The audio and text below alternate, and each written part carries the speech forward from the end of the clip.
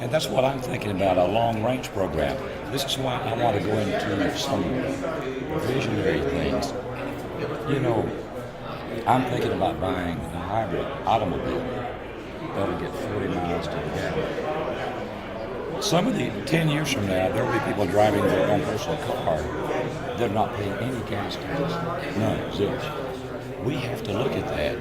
If they're going to be using the highways, you know, they need to pay their fair share. That's not what we're doing.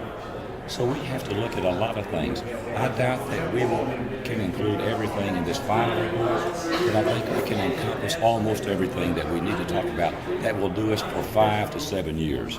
And by that time, if no one's done anything with this, we would have failed in what we tried to do, and I don't know how to happen. But it will take leadership from the legislature, the executive branch, and the public markets. We'll have to get off that normal, I'm not going to vote for any taxes situation, because we have to have taxes to do this.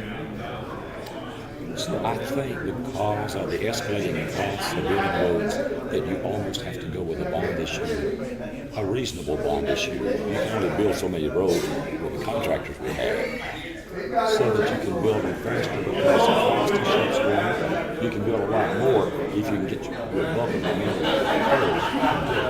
So I think that's the selling point for a bond issue. Now, used to they'd say, "Oh, we're going to make all the bondholders rich." I think people know better than that now. I don't think we look at it. Now, somebody may say that, but that won't be the reason that they're against it. And then what type of tax would you couple with that bond issue to pay down those bonds? Well, you know, I've never been a sales tax person. I don't like sales taxes. But it's about the only way in Arkansas, considering our streams of revenue, that you can get a large amount of money. And if you put a sunset on it, and I wouldn't be for it unless you did, then it has a different complexion to the people. And I think they know that you're not trying. They'll say, "Oh, well, I never saw a tax that didn't, that quit, Well, I do. But it's if you're against it, it's a good way to say that.